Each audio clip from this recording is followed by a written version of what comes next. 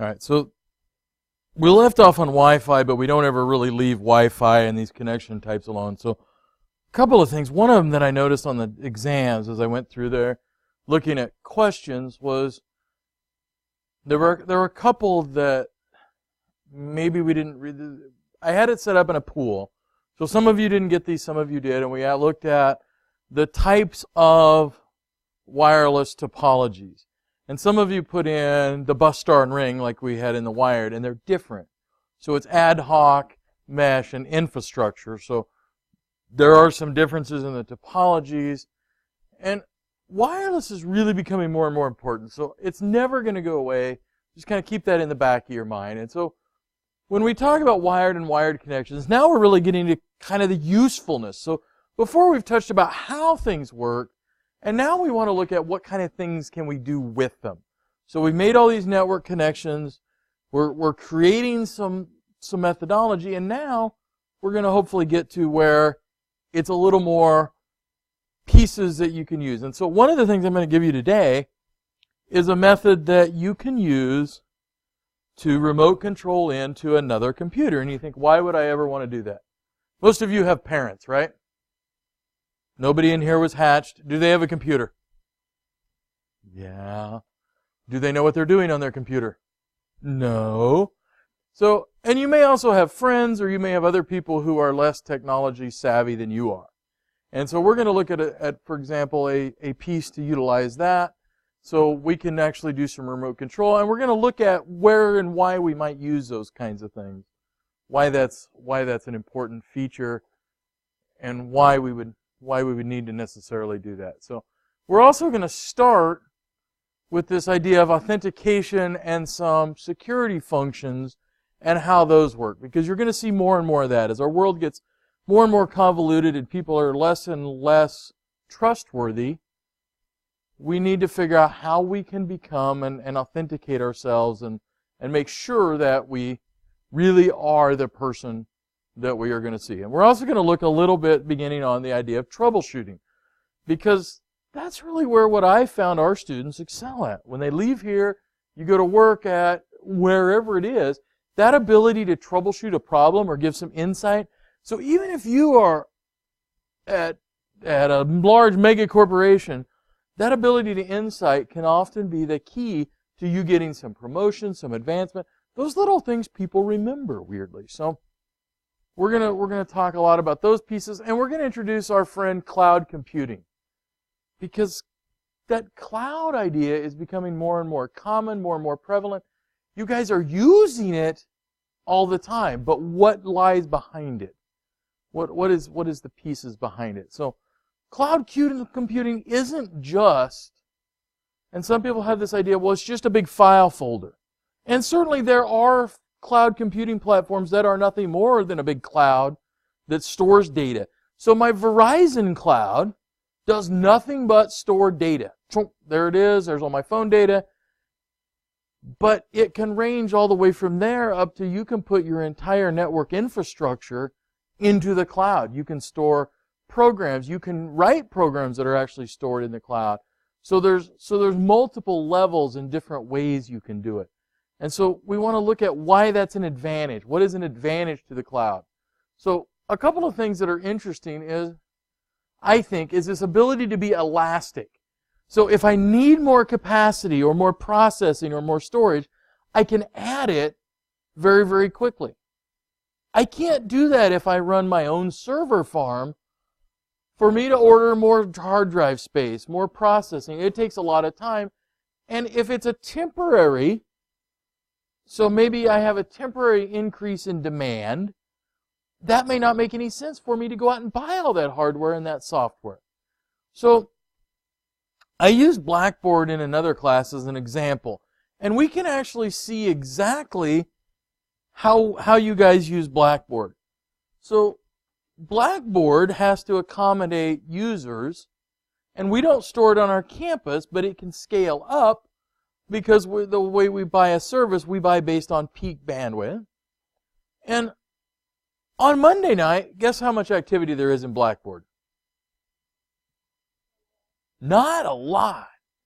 But on the other hand, since most of our classes end on Sunday night at midnight, guess what about 6 to midnight on Blackboard? It peaks.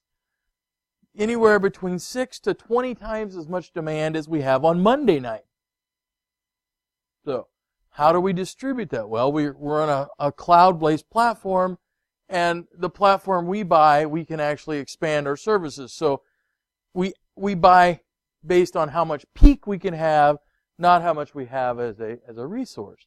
If we're using a server on our own campus, quite frankly, we wouldn't be able to afford one big enough, and it would get overloaded. So we have support for multiple platforms on cloud. Now, not on our Blackboard. Blackboard is specifically for that. But if I buy Amazon Web Services or Azure from Microsoft or Rackspace, I can put anything I want on there in some cases. So they have advantages. We don't have a ton of connectivity down here in Peru, Nebraska, but at a co-location facility, a term you're going to see later, they do have, and we can buy as much bandwidth, as much service as we need to have. So cloud is really the way a lot of companies are going. So here's an example kind of in the pictorial form of what we're talking about. So here's those virtual servers, and we're really one of the benefits of that cloud is almost everything we do is virtualized. We don't know what the hardware on the back end actually is. And that's really a benefit for us. We don't know, we don't care. We buy a certain speed, a certain specification, number of operations per second, however it's sold to us.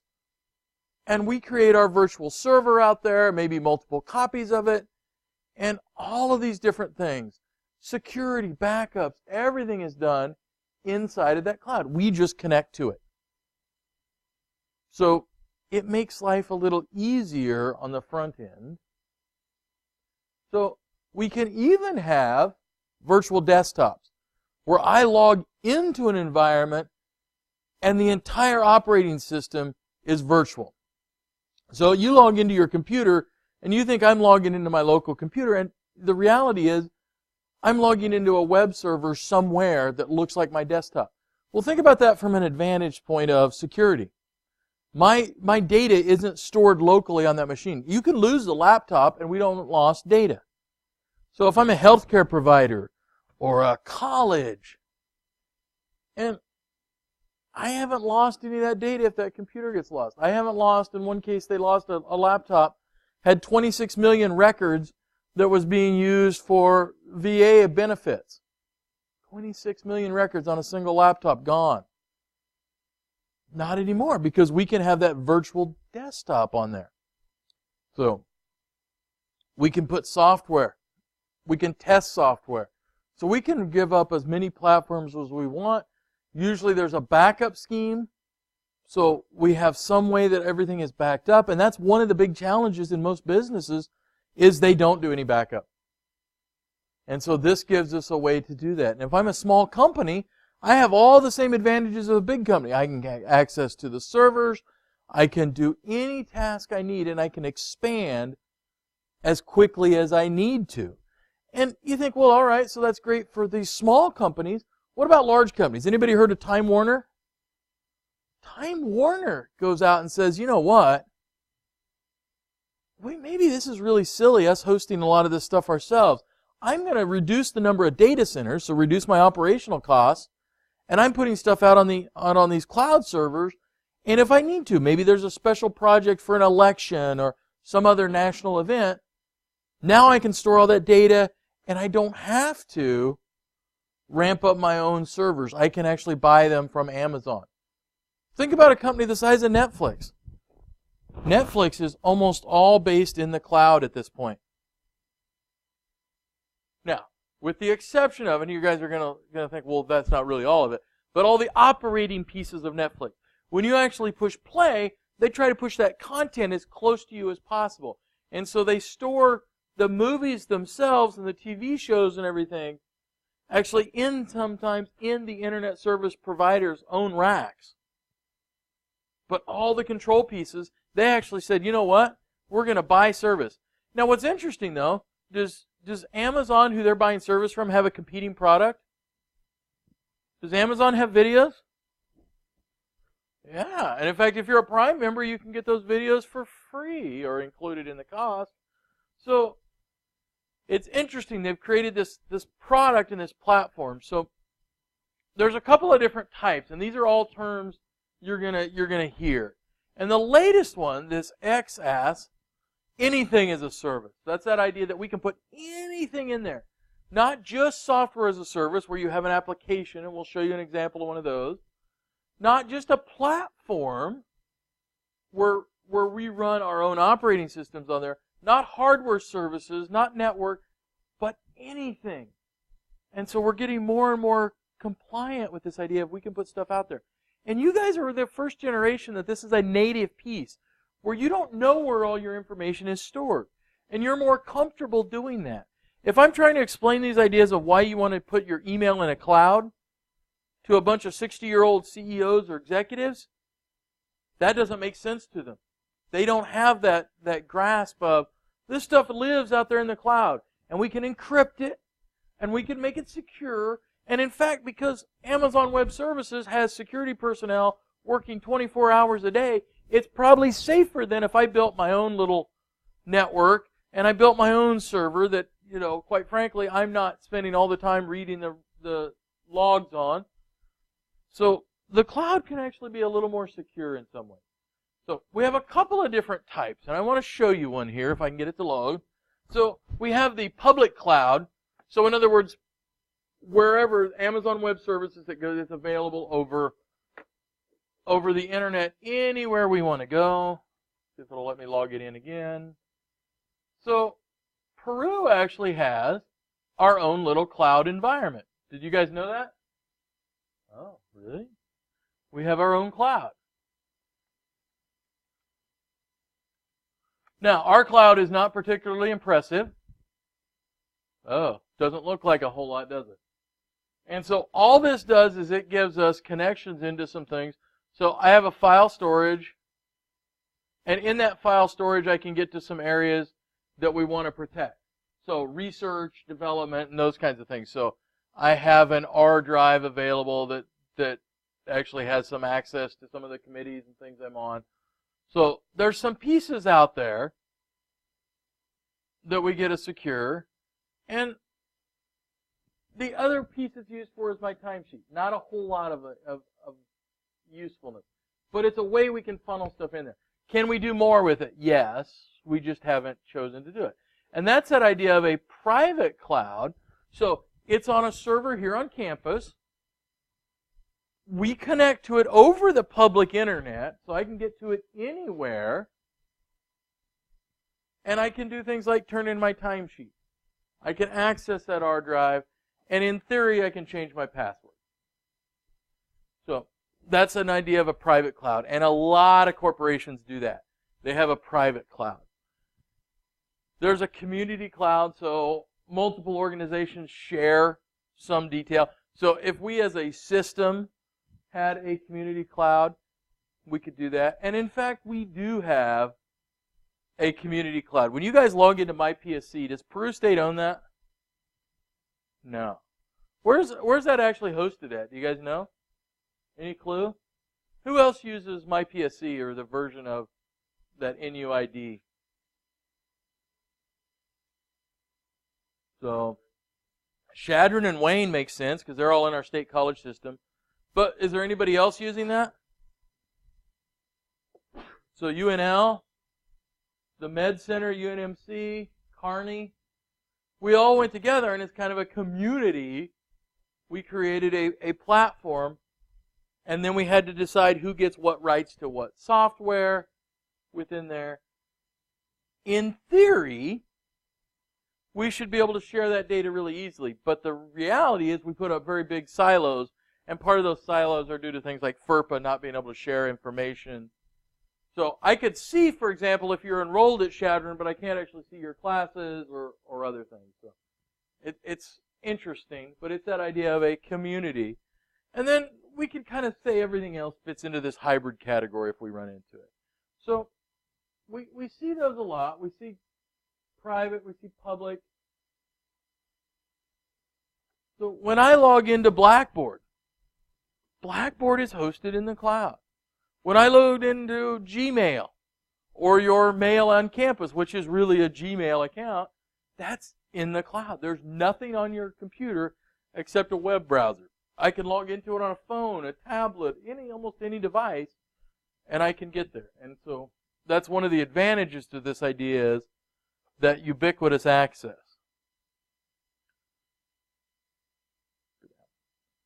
So as a step in that way, we have this idea of remote access. And so I'm having a little bit of a trouble on an assignment, and so as soon as I get a little bit of a piece fixed on our firewall. So our college decided they're going to upgrade firewalls this year. That's great, except now what I was using to show you guys some remote access from off campus is now verboten. So I have to see if we can get a pass-through made so that that will work a little easier. So remote access allows me to connect in and log in to a server, a network, some kind of remote piece in. So one of them that I use personally, see if I can find it here. So I use a product, and there's literally hundreds of them out there. Which one are you going to load in? All right, so I use one called Splashtop, and it gives me remote access. And what it allows me to do is literally run a website just like I'm standing there in front of you. And look, I have to authenticate because it has been too long for that. So hang on 2 seconds. I figured it was going to do that. Give me an email. Email would be nice.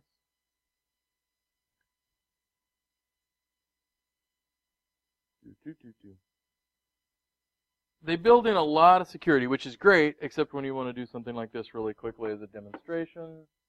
So let me show you another one really quickly that we also demonstrate. So if I'm local, Windows includes, and most servers include, something called a remote desktop access. So remote desktop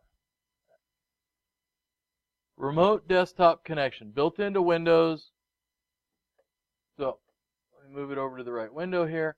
So right now, I want to log into the server. And in fact, nearly all servers are what we call headless. They don't have a monitor. They don't have a keyboard hooked up to them. They set in that environment where there's no physical connection or monitors. So that's certainly the case here with our lab. So notice I'm coming in. I have to put in my credentials.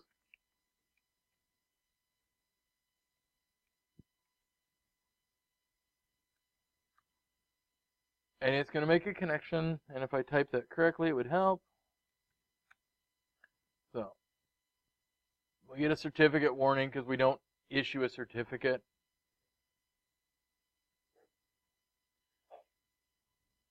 So when you log into SPS Shared Student in here, this is what you're logging into, this computer. There's no monitor in there. You just have a box, and we're connecting in here remotely. And so this particular version is a little older, and it's going to go away this summer. I don't care what we have updates. But all of the same pieces are in here. So if I actually go to the file folder, and I say, oh, student share, there's that same drive shared out that you guys see. I can look and find specs on this machine. I can run the task manager. Right now, this is primarily used only as file storage, and quite frankly, it's pretty pokey. If I look at the specs for it, this was built in 2011, and it's a pretty decent server for that vintage, or was. But notice we've only got 8 gigabytes of RAM, so we're going to do some upgrading, hopefully, because 5 years old, I can find some parts for it pretty reasonable that are out on the used market. So we're going to change operating systems. We're going to run Server 2016. But since we tie it into some other pieces, we can't do it in the middle of the semester. It makes it a little more fun. But this is remote desktop. And I am now logged in on this computer. And I can do anything I can if I had a keyboard actually up there. So it makes it a really nice feature. I can run multiple versions of that. All I need in this case is my login and the username and I can get this. That's how we run most of our server farms. We don't go directly into the machine and go plug in a keyboard and plug in a mouse. So we go in and we look at it this way. Well, this works great if I'm local. If I am right here on campus, I can get to that server.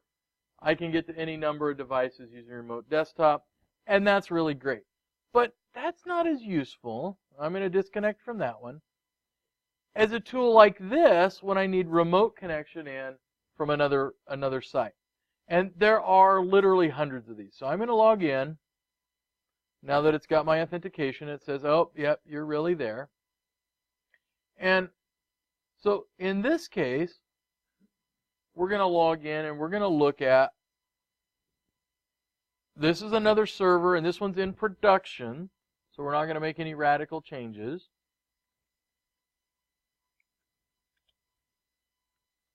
And again, helpful if I can remember a password. Maybe? Yes. All right, so this is a similar machine. This has got server 2012 on it. And you'll notice it's running.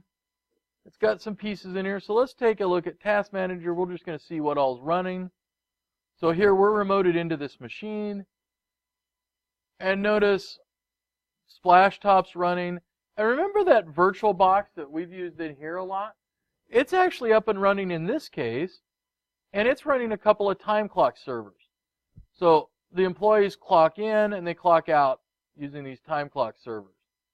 And is it the best solution? No, it's a very temporary solution, but it actually works pretty well. So we let some users come in remotely, and they actually see this, and now they can clock in if they needed to. So my badge number I could put in, and they could clock in. So this server does a lot of different pieces like that.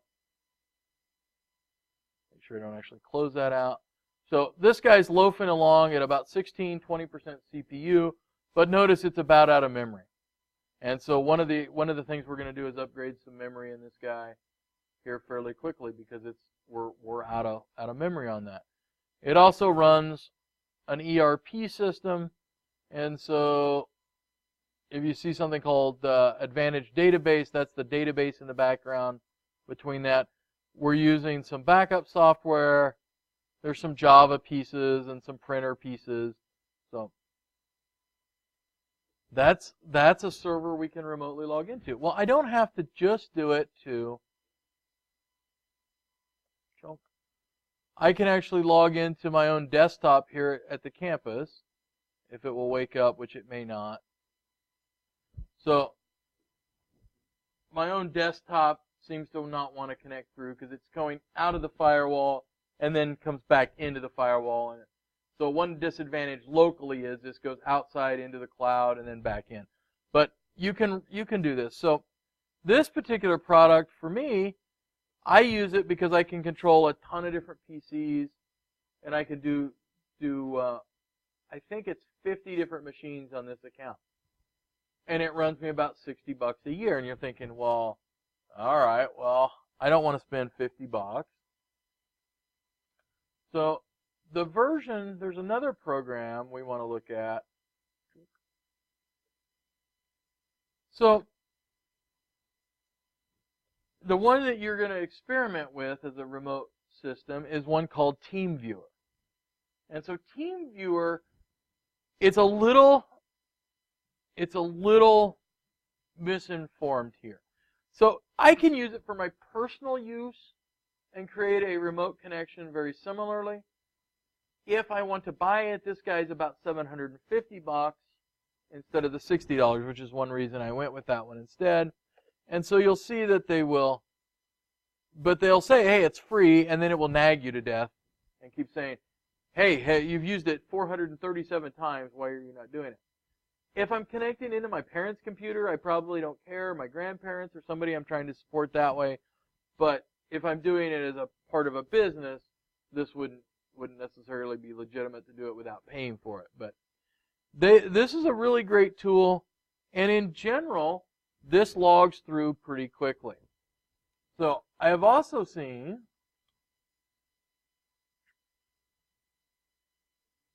this company used a lot, a company called Fast Support.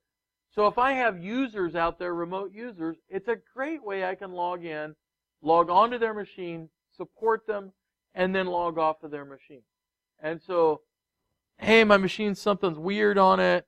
All right, let me send this to you, and a link, and they'll send you a link to somewhere like Fast Support. Flip side of this, can this be used for malicious purposes? I'm out sending phishing emails, and I say, hey, your computer's got a virus, and I'm just sending out random emails to people, and somebody responds. Fast Support, TeamViewer, these companies get used all the time by malicious individuals because they like those free accounts, doesn't cost them anything, and then they'll go in and actually take control of your computer, and all you've given them is you went to this website and put in a support key, so it can be a little dangerous on the usage side. So if it's a business I've contacted, so yes, it's a great tool. If it's your grandma, great tool.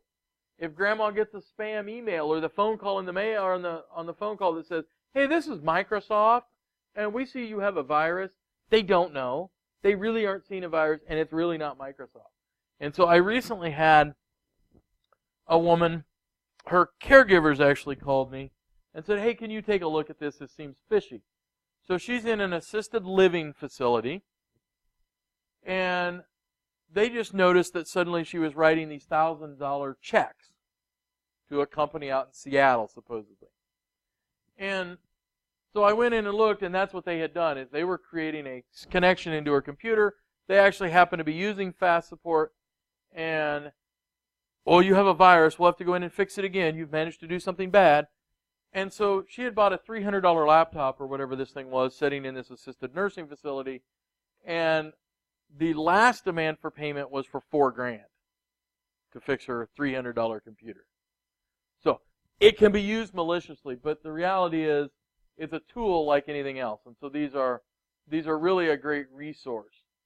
So there are tons of those out too. GoToPipe PC, there's a lot of those out there.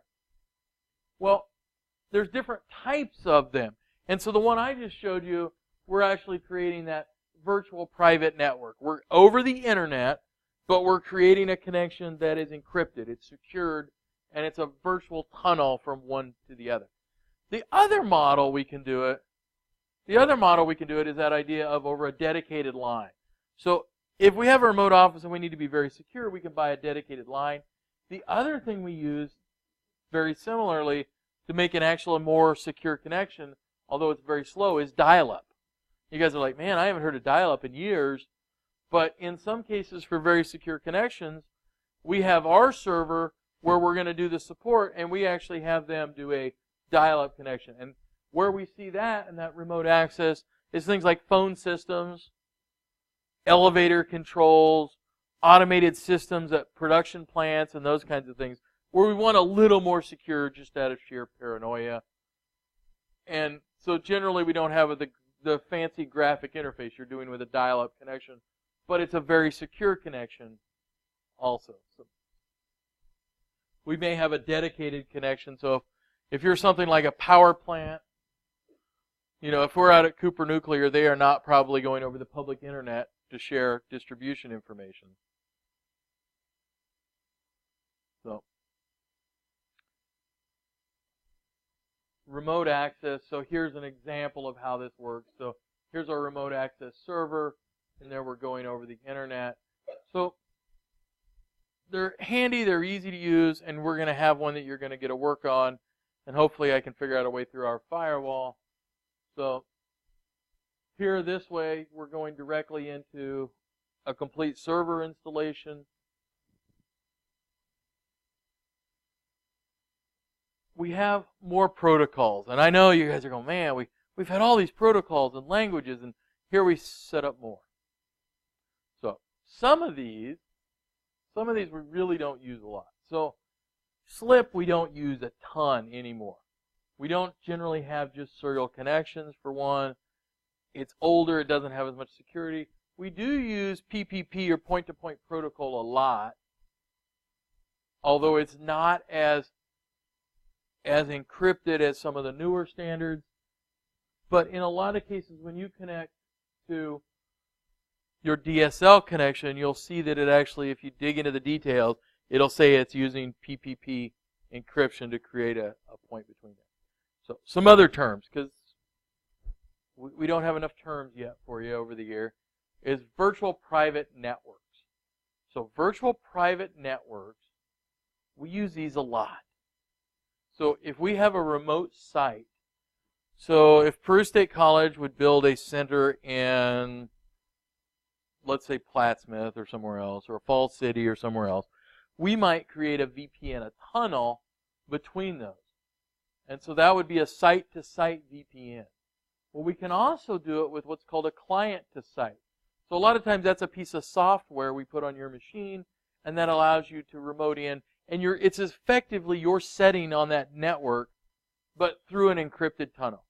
So medical, we use these a lot, and I've set up some places where, so I know some of you are familiar with Falls City, and so that's kind of my base of reference on some of those.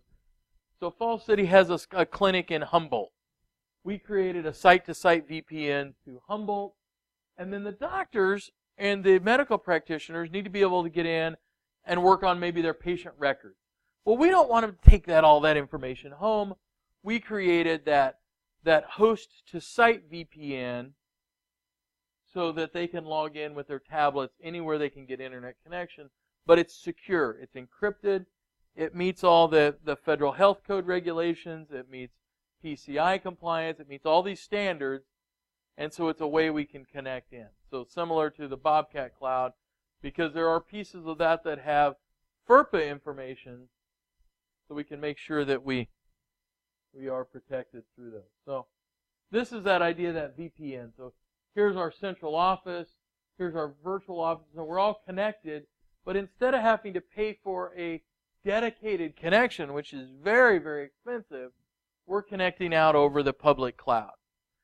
And by difference in scale, so we looked at the Humboldt Clinic to Falls City, which is, 25 miles, something like that? For us to do that on a T1 line would have been around $4,000 to $5,000 per month. Well, that's kind of crazy.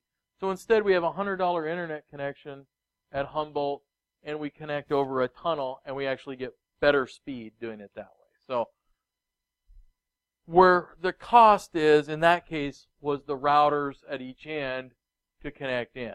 And there was about $2,000 to start with, but it wasn't a per monthly charge then because we actually owned them. So this is the same idea, but now we have clients coming in from all different kinds of places. So a remote office, maybe a mobile client, maybe a telecommuter. And more companies are open to the idea that we'll have telecommuters, that you can work from home. And so we have to create these abilities for these employees to get all their access that they normally have. And now that we run VoIP in a lot of cases, we even run their phone system to their house. And it looks like from their house that they're at work. And you have interacted with these people doing this, and you didn't even know it in a lot of cases. If you have called Apple for tech support, most of their tech support people are working out of their pajamas at their house. Not a bad job. Apple is one of them that's been very upfront about that.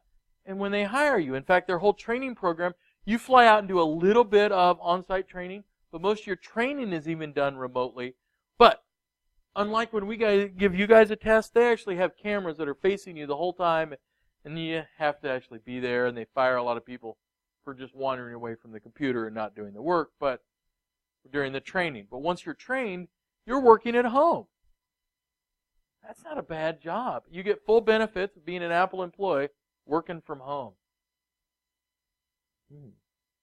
Not a bad thing. Is it the greatest pain in the world?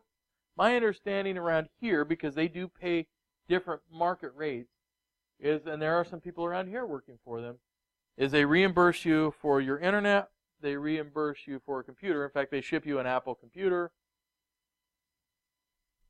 and they're paying between $15 and $20 an hour. But again, you're working in your underwear. Well, hopefully not. But you're working at home.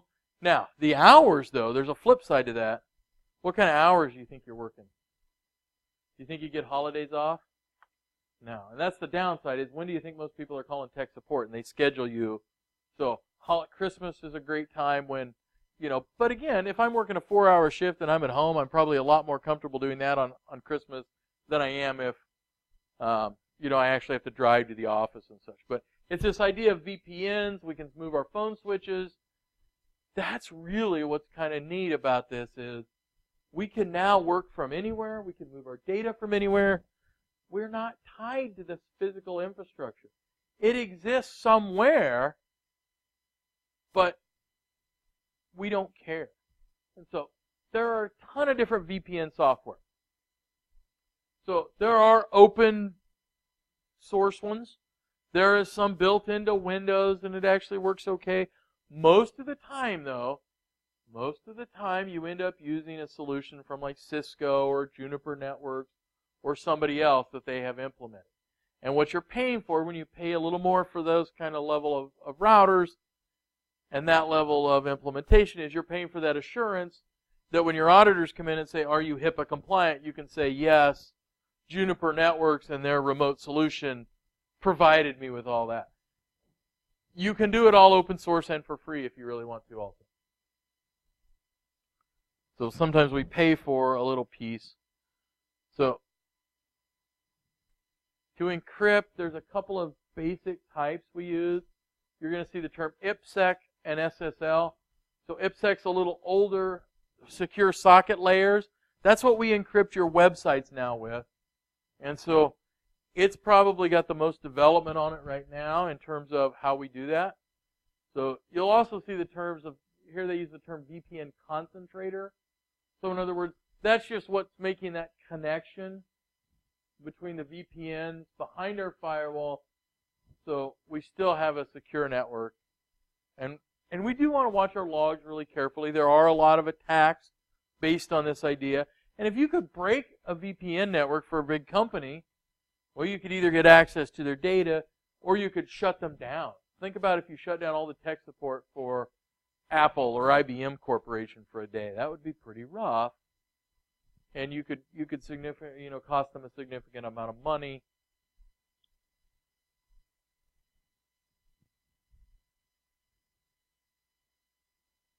So both of these, and I said tunnels. So tunnels are really this idea of, in this case, we take our frame and we're wrapping it into this virtual tunnel. So we're encapsulating that frame into our tunnel. And so same technology we've used before. Now we're just putting it inside that payload and we're wrapping it around. So there's a lot of these out there. So you'll see there's point-to-point tunneling protocol, GRE, and now we're using one called L2TP, and eventually that'll get broken. So you'll see this is a layer 2 tunneling protocol. Layer 2. So remember that OSI reference model. Programmers do not throw sausage pizza away. Well, this is where we're doing that tunneling, is we're doing it then in layer 2. So instead of down at layer 1, now we're moving it up to layer 2. And we're making this connection between them. So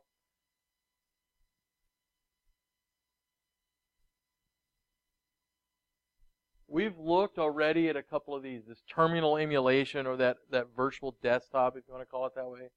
Sometimes we'd look at it that way. So command line, you may see something called Telnet. You may still see a reference to it. We don't use Telnet as much because Telnet was insecure. Telnet sent everything clear text. Probably not very secure now that we have everything on Wi-Fi. But we also have SSH, which is secure. And so these are command lines. So if I'm logging into a Unix box, I might use a command line to do that. And the advantage to that command line, very, very low bandwidth. I can do it over a dial-up. But most of us are graphic-based. We like to point and click. And so these are some of, although there are certainly hundreds and hundreds of other ones that are out there. So remote desktop for Windows, which is what we looked at there, remote desktop. We looked at TeamViewer at the website. We looked at fast support. Join.me is one.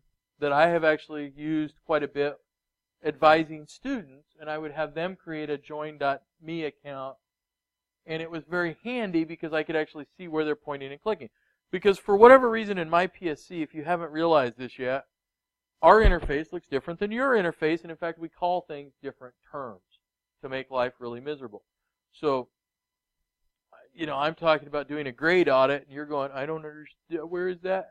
And then I look at your screen, I go, well, no, it's because they call it as something else on your particular screen. So I think one of them calls it degree requirements, one of them calls it a degree audit. Why we do that, I don't know, but that kind of thing is very handy. So join.me works. The other advantage to join.me, which I thought was interesting, is I can blast my desktop out for like training purposes. I can do 250 different people at once. Well, now we're also combining this software into other things. So if you have Skype Business, I can share my desktop out on Skype Business. And so you're starting to see some of these products kind of merge together a little bit. And there's advantages. So if I want to do something and put it out over multiple desktops, maybe we're doing a training session on how to use the state computer system for health and human services. So they actually use a product very similar to join.me, and you can actually, they put it out where the trainer gets to create an account, and then all the employees for the state get to actually view that as they go through their training. So very similar type of pieces. VNC is interesting. So these are all kind of hands-off. They fight their way through the firewalls on their own. VNC is very powerful, very quick, but you have to be able to do some of that port forwarding or port tunneling, or it's not going to work. So VNC is open source, it's cheap, it's free, but you have to have a little more technical skill to actually make it work. And in some cases, it's a little less secure, but all of these, though, we have to scramble. We have to encrypt. If we don't do that, we're sending out all of that desktop information. We're sending that open. And you don't want the fact that you're looking at funny kitty videos out there to be public. And so we have to come up with a way to scramble that. So we use these encryption techniques. So if you take 360, we go into this a little more in detail.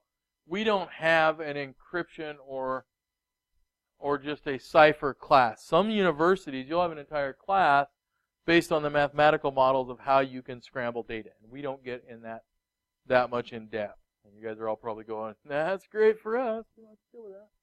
But it's just a way that we scramble data. And we probably all did this as kids. You wrote down a little code for your buddies where you had A equal to 1 and B equal to 2, and you'd write a note, and they'd have to decode it. Well, that's really the same thing we're doing, only we're doing it very, very quickly, and we're hopefully doing it where other people can't break into that data.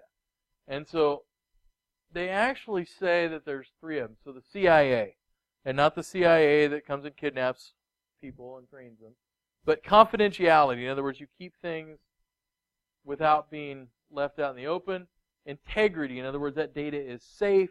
And availability, you can make it available anywhere. And so we'll see that CIA triad in the cybersecurity class, and you'll probably see it in a lot of other resources. So that idea of I want it both safe, secure, and available, that's that CIA triad.